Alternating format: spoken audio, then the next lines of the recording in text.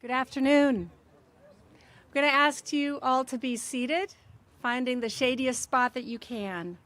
And we will begin. There is a front moving through in about an hour, and so we're going to capture this quiet moment of beautiful weather for an incredibly important and exciting celebration.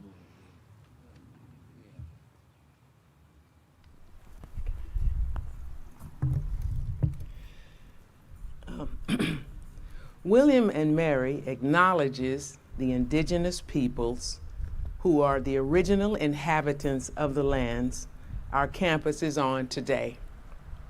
The Cheronaka, Nottoway, the Chickahominy, Eastern Chickahominy, Mattaponi, Monacan, Nansemond, Nottoway, Pamunkey, Potomac, Upper Mattaponi, and Rappahannock tribes. We pay our respects to these tribal members, their past and present. And now, coming to the podium to read the names of the enslaved people will be these people here.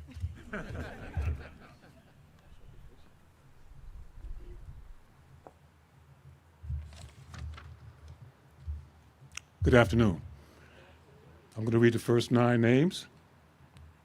Price, Ben, Glasgow, Margaret, Andrew, Catherine, Elizabeth, James, and Molly.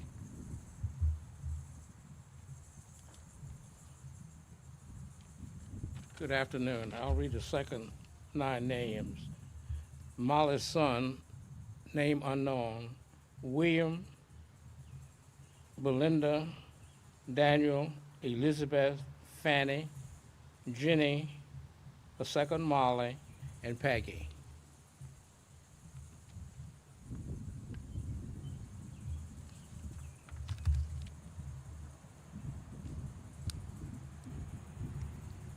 Phyllis, Robin, Charlotte, Tom Mask, William, Charlotte, Elizabeth, Ephra, Frank Addison.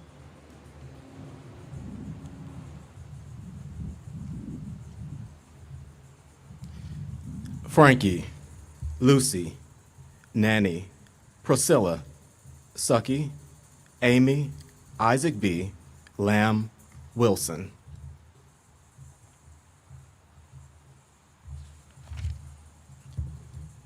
Adam, Bob, Nero, Joshua, Betty, Daniel, Dick, Effie, and Gerald.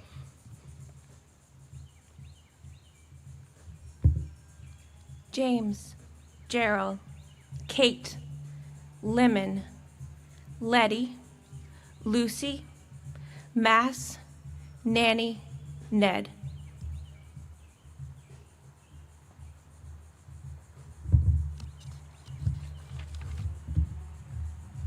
Pompey, Wingfield, Andrew, Molly, Anthony, Frankie, Charles, Marcia, Cato.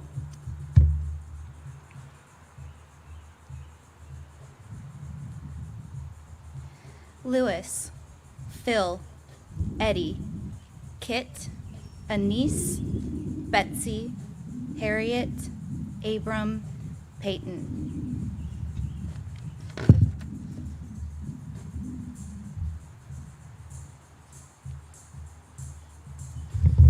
Kennedy, Guthrie, Hunt, Joe, William, John, Grinnell, James Hambleton Christian, and 107 cited in the record, names unknown.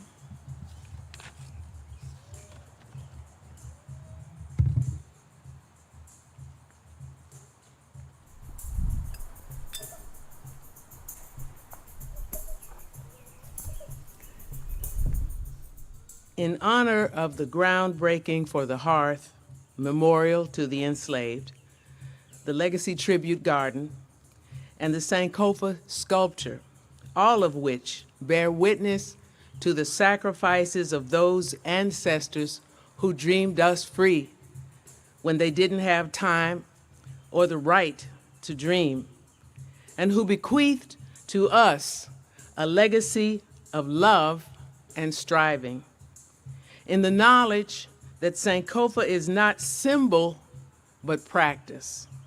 Practice of remembrance, resistance, and returning to the source, the seed, the garden, with gratitude for Sankofa practice that sustains us now and ever.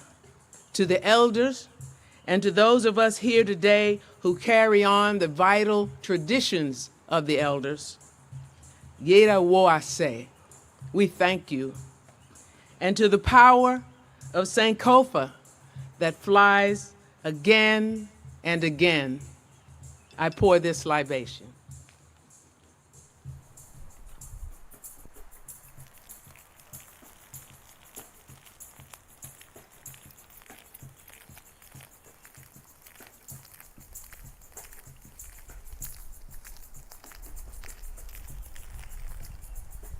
Water from Mississippi.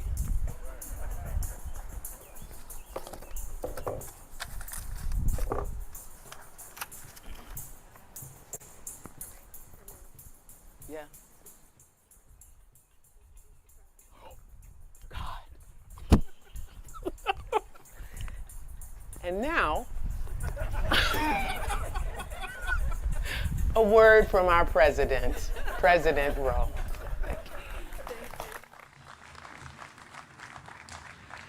Thank you, Professor Pinson. Good afternoon and welcome.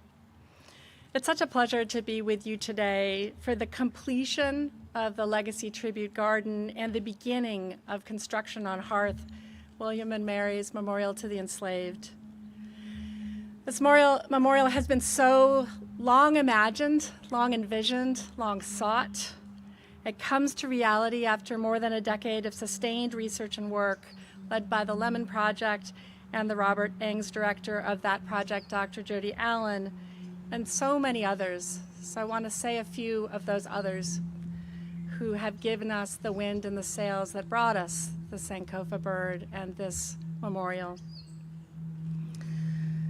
The fruits of collaborations are going to be seen here between many William and Mary leaders, President Emeritus Taylor Reevely, the Board of Visitors. We are honored to have here today members of the board, Lisa Rodet, Doug Bunch, and Secretary of the Board of Visitors, Barbara Johnson, whom you'll hear from in a moment. The Mayor of Williamsburg, Doug Pons. Yesterday, we marked a difficult one-year anniversary, the anniversary of the murder of George Floyd. So this is a week when so many of us have been thinking about what it means to remember. What is that work of commemoration, anniversary, memorialization? The mindfulness that we achieve through shared memory brings acknowledgment, affirmation, resistance, repair, and ultimately solidarity, even in the face of loss and grief. James Baldwin's insights about the redemptive value of telling history, telling it well and fully, were never truer than they are today. For while the tale of how we suffer and how we are delighted and how we may triumph is never new, it always must be heard. There isn't any other tale to tell. It is the only light that we've got in all this darkness. The stories that we commemorate at William and Mary are centuries old. And as our partners at First Baptist Church's Let Freedom Ring Foundation remind us, stories that are half told are untold, truly. So many stories are still here all around us, waiting to be heard if we have the language, if we know the signs, if we can, through sustained research and discovery and sustained remembering, bring them back to voice. I'm thinking of the powerful Dame Dame symbols that Steve Prince just told us about in the Sankofa seed statue, and how they are always present as the handwork of African artists who were enslaved and built them into our wrought iron. William and Mary can ensure that our untold stories cast a wider beam, Baldwin's wider beam, and illuminate a future more just than the past and the present, which is what all institutions of higher learning must seek. During commencement this past weekend, undergraduate student speaker Divya Dureja spoke about the importance of education to advance equity and justice in our communities and nation. She reminded us about the importance of teaching, learning, and discovery as forms of action that lead to change. She reminded us those actions have a powerful force in advancing equity over time. This garden and this memorial will change how we understand our history of race and racism at William and Mary and in this country. It will stand testament to the power of durable change for the future by creating places for learning, for dialogue, and greater understanding. My hope is that the Legacy Tribute Garden and the Memorial to the Enslaved will engender humility and invite authentic discourse. And there again, I am quoting Ms. Dureja last weekend. She said, "The humility required for this level of authentic discourse is the necessary product of an education." Such true words. The values that underlie authentic discourse at William and Mary are enduring ones. Integrity, telling that whole story, not half stories, of this university's history and the histories of the people who were enslaved here, to ensure that we never again mythologize or cover over the atrocities they lived. Respect, restoring the human dignity that was denied them. Belonging, ensuring that our campus landscape is a place of welcome and learning for all peoples, and that that learning is full and true. I want to close with more thanks to the pioneers who are present with us today: Janet Brown-Strafer, Lynn Briley, absent Karen Eli, but present with her grandson Jermaine Sykes and great-granddaughter Kaylee. You want to wave? Maybe all of you could wave and greet the community so they can see where you are.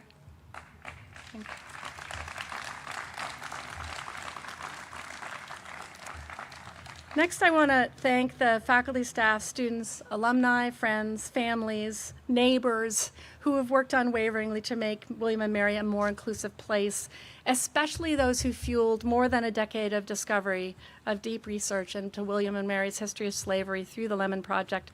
So anyone who has supported or worked with the Lemon Project, maybe would you greet the community by waving as well, who are here?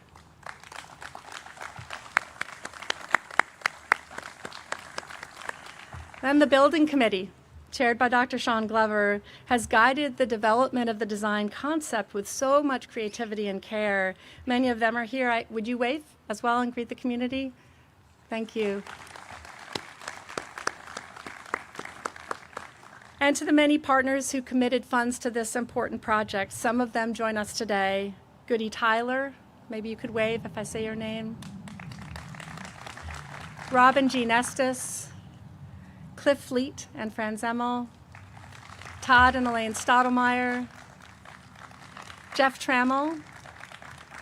In addition to Todd and Jeff, all living former William and Mary rectors have contributed generously to funding this memorial. Michael Powell, Jim Brinkley, Jim Murray, Hank Wolf, Ed Grimsley, Susan McGill, Marshall Acuff, and Donald Patton. And finally, Rector John Littell and members of William and Mary's Board of Visitors have supported this in myriad ways. And when I say Board of Visitors, imagine that there's multiple S's and apostrophes there, because boards from the year that this memorial was imagined to today have helped make this a reality. Our Board of Visitors Secretary, Barbara Johnson, brings remarks on behalf of the board. So please join me in welcoming her to the podium.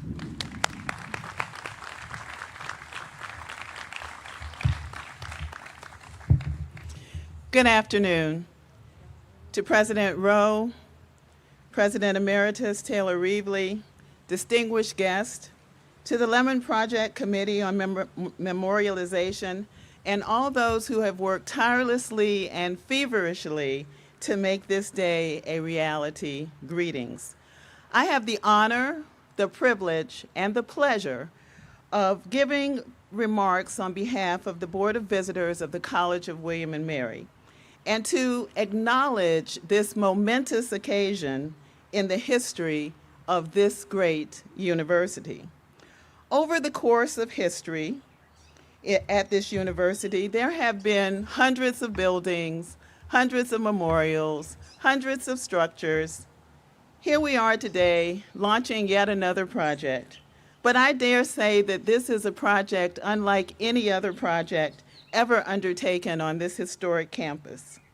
It is a personal privilege for me as an African American woman to stand before you today as a member of the Board of Visitors.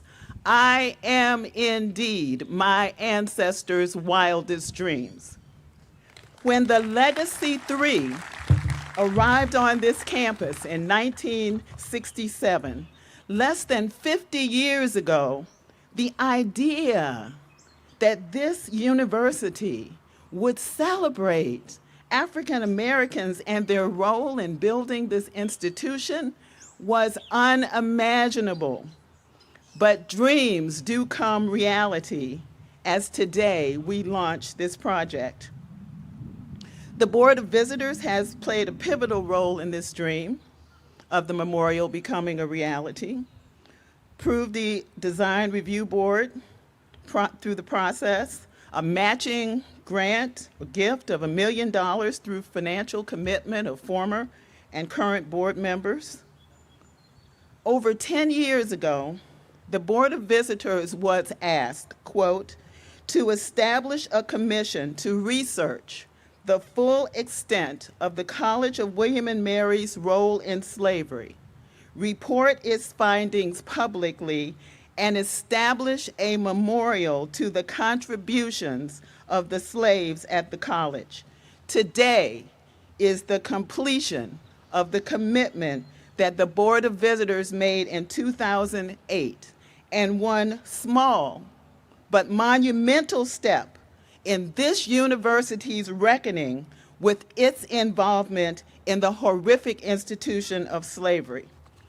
Today represents the commitment of the Board of Visitors and the leadership of this university to make this campus inclusive for all. The memorial represents the thousands of people from the continent of Africa who were forced to leave their homes, everything they knew, survive a horrific Middle Passage, arrive in a foreign land, and treated not as people, but as property, who were bought and sold and toiled without pay, enduring his physical and mental trauma. This university would not exist if they had not existed. From the words of Margaret Walker, for my people, lending their strength to the years, to the gone years and the now years and the maybe years, washing, ironing, cooking, scrubbing, sewing, mending, hoeing, plowing, digging, planting, pruning, patching, dragging along, never gaining, never reaping, never knowing, never understanding. We may not know all your names. We may not know all your stories, but this memorial will be a physical reminder of you. And yes, today, we will see you. We will hear you. We will thank you. We will honor you and include you and your greatness in the William and Mary story for all times coming. Thank you.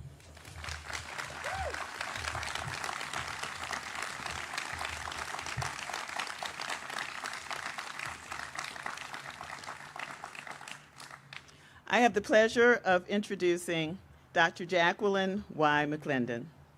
She is the founding director of Black Studies and professor of English Emerita at William and Mary. She has published dozens of articles and is a scholar of international renown. She served as the academic coordinator of the 50th anniversary of African Americans in Residence. In 2021, she received an honorary degree from William and Mary, in part for recognition of her groundbreaking work, amplifying voices who have too long been lost and silenced. Thank you.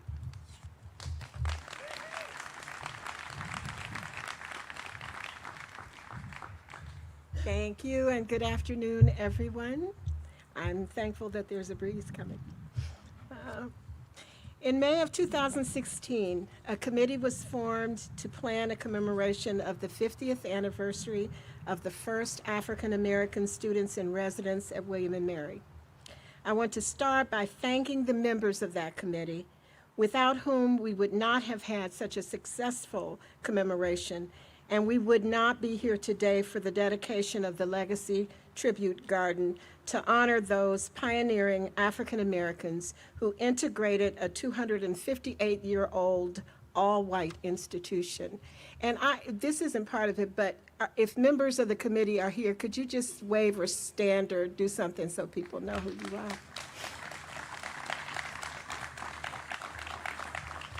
Between 1951 and 1955, William & Mary admitted its first 3 African American students at the graduate level. Hulan Levon Willis Sr. admitted in March 1951 to a summer program in education. Edward Augustus Travis admitted in August of 1951 to study law. And Miriam Johnson Carter admitted in the summer of 1955 also to study law.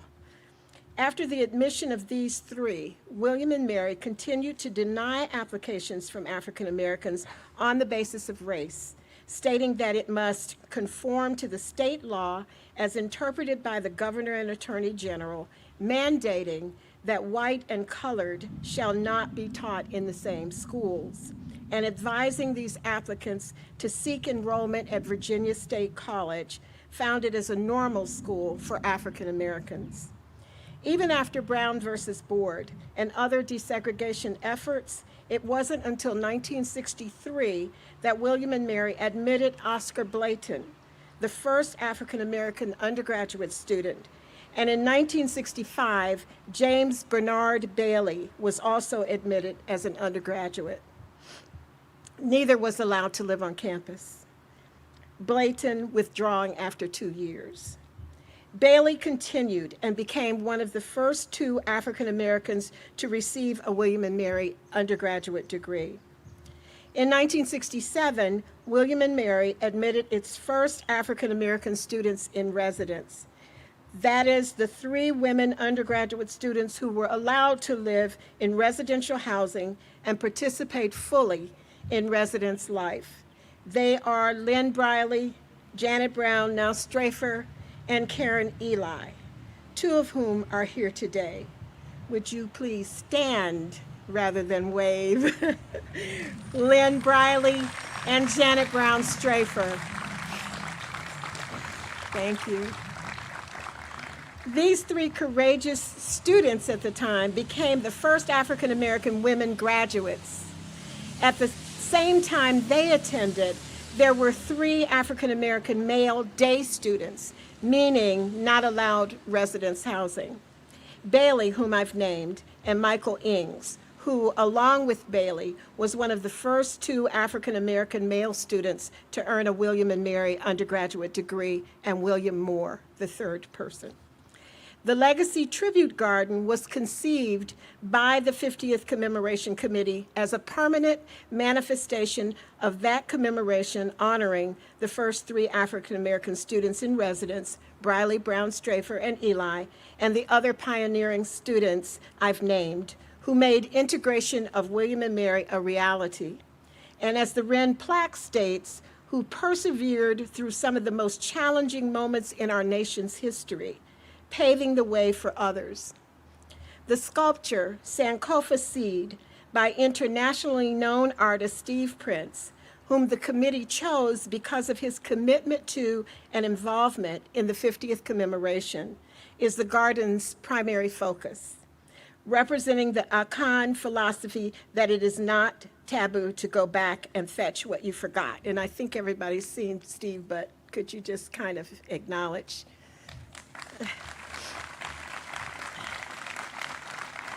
Thus, the sculpture and garden stand as an acknowledgment of the contribution of past and current Black students, faculty, and staff.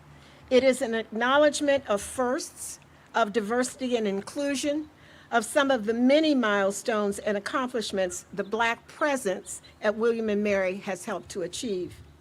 Alumni, current students, faculty, staff, and visitors of all races, religious faiths, cultures, and nationalities will find a welcoming place of fellowship and inspiration, as well as a place to learn about the unique story of these three women and other pioneering African Americans, a story that is an integral part of the history of William & Mary as a whole. Indeed, it is a communal garden offering a gathering place for the promotion of unity and belonging, a physical representation of the sentiment that who comes here belongs here. Thank you. And I want to introduce a musical selection by Andrea Ferris, who will perform Amazing Grace, by the way.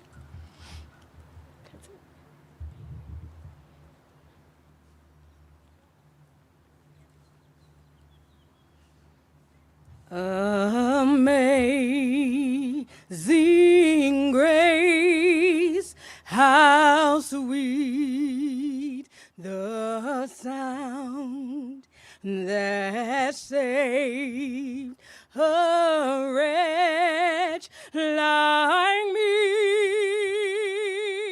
I once was lost, but now I'm found, was blind, but now I see. The Lord has promised good to me. His word, my hope secures. He will my shield and portion be, as long as life endures. My chains are gone, I've been set free. My God, my Savior has ransomed me, and like a flood, His mercy reigns, unending love and amazing grace, unending love and amazing grace.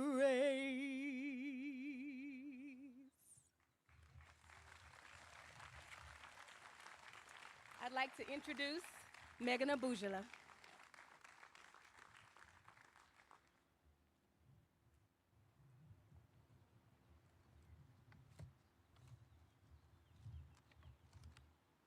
Good afternoon.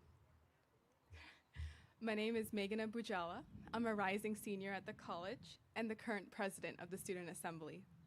On behalf of the student community, I would like to express my deepest and utmost gratitude to the Memorial Committee in bringing this memorial to life.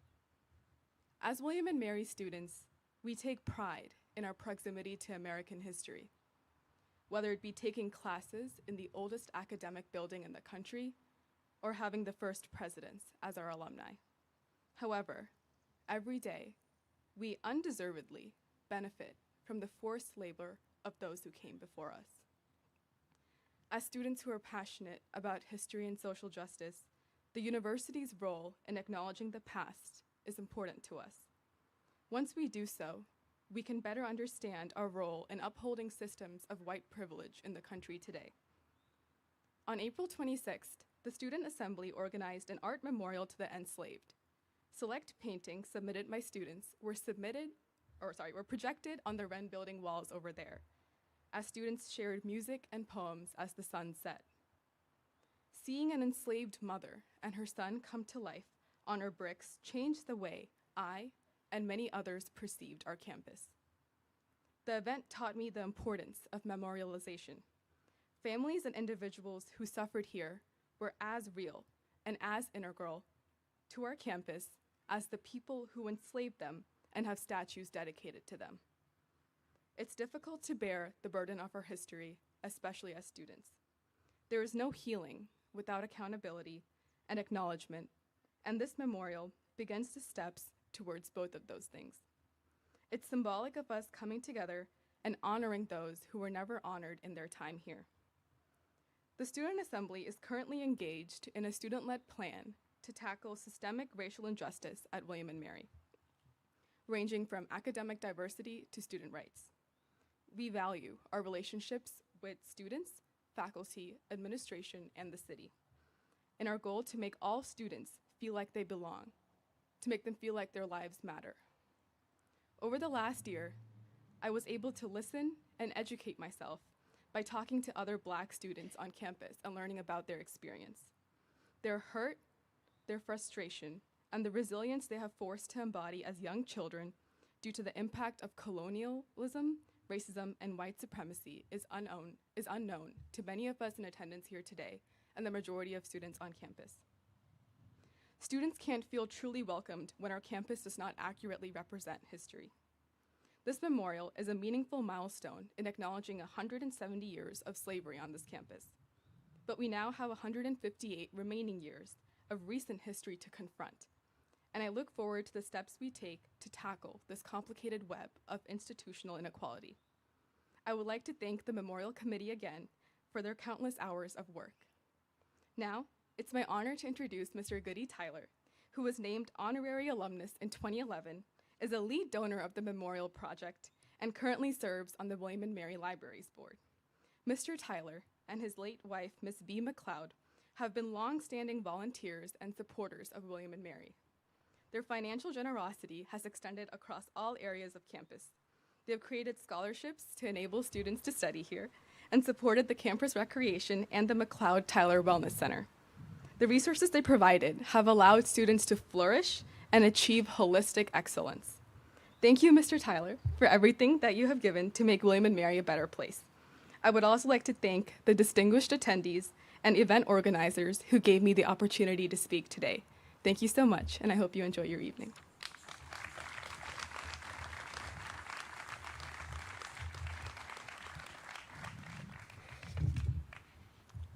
Good afternoon.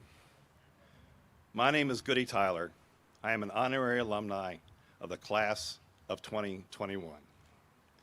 When I was asked to change my focus of my challenge level gift and the 2020 One Tribe, One Day to go towards this memorial, not only did I say yes, I increased my commitment. This university was built by the works of many individuals. Some are recognized with their names on buildings and halls. However, many who also helped build this college are not recognized. Those are the enslaved who worked under oppressive conditions just because of their race. This memorial highlights the values of William & Mary of respect, belonging, and flourishing. The memorial to the enslaved, it represents William & Mary's acknowledgment of the mistakes it has made in the past and its dedication to moving forward, making all feel they are respected and belong to the tribe. I was born in the South. I was raised in the South. I had a great-grandfather who fought for the South. We cannot go back and change history. We can only move forward and acknowledge the harm that was done in the past and move forward beyond that. Tearing down monuments does not erase the wrongs of the past, but building memorials to those long forgotten provides an opportunity for reflection, discussion, and hopefully prevent history from repeating itself.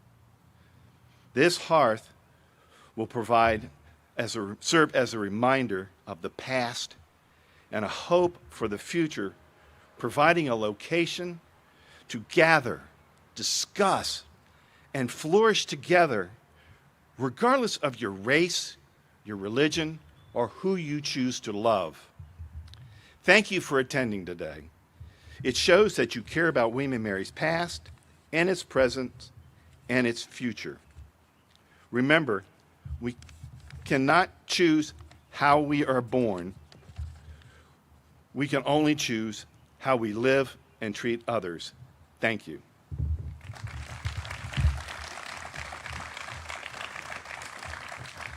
And now I would like to introduce Dr. Jody Allen.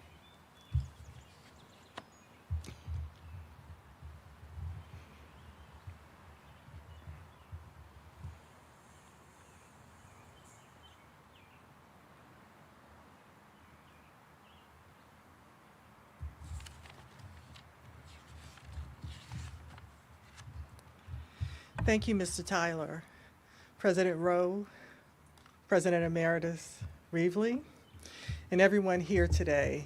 It's so wonderful to see such a crowd here for this great day. We have been working toward it for a very long time. Let me get to my remarks before I spend 5 minutes saying other things.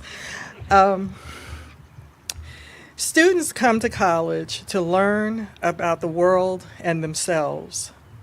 While we may not think of it in the same way, colleges and universities must also learn about the world and themselves if they are to remain relevant and to do their jobs. Since 2007, William & Mary has been learning and coming to grips with its story, its full story. Indeed, the Lemon Project, a journey of reconciliation, was born from the desire of students to uncover, document, and share William & Mary's history, a history that for so long ignored the presence and contributions of Black people. It is appropriate here, as we think about that work over time, to thank the many students, faculty, staff, administrators, and members of our local community, largely volunteers, who have worked tirelessly to get us to this point. This institution is in your debt. The Student Assembly passed a resolution that called on William & Mary to study its history, make it public, and establish a memorial to the enslaved. Today we gather to break ground on Hearth, Memorial to the Enslaved. Envisioned by architect and William & Mary alum William Sindor, Hearth will be located here, on the Wren South Yard, near a historic work path that would have been used by enslaved people. I want to stop here for a moment and ask Will Sindor is here in the audience, I believe. Hi, Will. Thanks.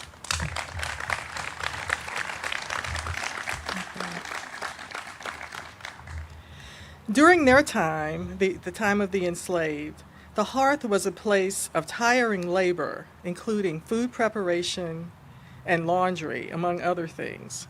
But it was also a gathering place where they enjoyed each other in spite of their circumstances. The memorial embodies the idea of illumination, the physically illuminating a gathering space and figuratively illuminating a history that has been buried for centuries. Its very presence speaks to the importance of breaking barriers, uncovering the story, connecting the past, present, and future. Today, the hearth will be a place to gather for ceremonies, contemplation, class, studying, socializing, family reunions, and maybe even weddings. But most importantly, it will be a place for remembering. If William & Mary is to fully acknowledge and atone for its history, the history of slavery and of its embrace of Jim Crow, it must commit to remembering and acknowledging the men, women, and children who made the lives of the students, faculty, and staff livable and comfortable without remuneration for 172 years. While we have acknowledged the names we know, there are many names we don't know. People who were crucial to the maintenance of the institution. The unnamed carpenter, the unnamed wheelwright, the unnamed glazier, the unnamed. While the research continues, we may never know all the names, but known and unknown, these people will live in our hearts and our minds. As we break ground today for Hearth Memorial to the Enslaved, we know that when finished, it will be a permanent structure on campus that will recognize and honor the enslaved who toiled, lived, died, celebrated, mourned, loved, planned, executed, and prayed on this campus. While the past can't be changed, William & Mary recognizes its debt. Now that the institution knows better, it will continue to strive to do better, to make this a place of inclusion for all who study, work, and visit, and it will remember. Thank you.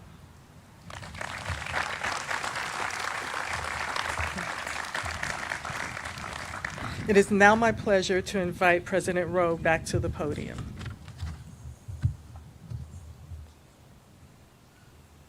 Thank you, Dr. Allen, and to everyone whose contributions have helped William & Mary fulfill this commitment that we have made to acknowledge our full history and to tell it with expansiveness, curiosity, drive, and pride that we are no longer keeping it hidden. William & Mary's vision is to transcend boundaries. We remember those who suffered and the hurdles and barriers that they faced. While striving to eliminate the barriers to flourishing for all, we mark this moment by breaking down a wall. This is a 1930s wall, not an original, centuries-old wall, just 1 century, almost. It was built here in the Rockefeller renovation. It separates the campus from the town in a way that has sometimes been felt strongly. This year, our town gown partnerships have shown their depth and strength in Williamsburg. The strength of our ties with the city, with First Baptist Church, with Colonial Williamsburg, and the discovery processes that we've just described has been so powerful, and in the care for the community, especially those most vulnerable. So it is right to be creating this more open entrance to our campus and for our community broadly around us. We clear a path in a way that honors our past and our present, and that makes for great neighbors for the future. That is our commitment. So I'd like to invite the participants and guests who are going to join me in breaking down this wall to please come forward.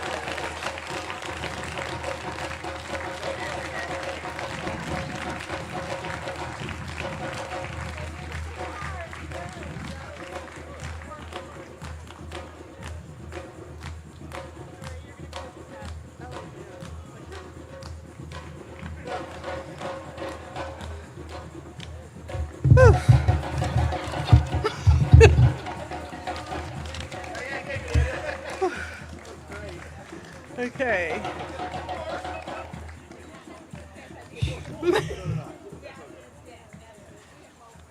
Okay. Wow, that was a little harder than I thought.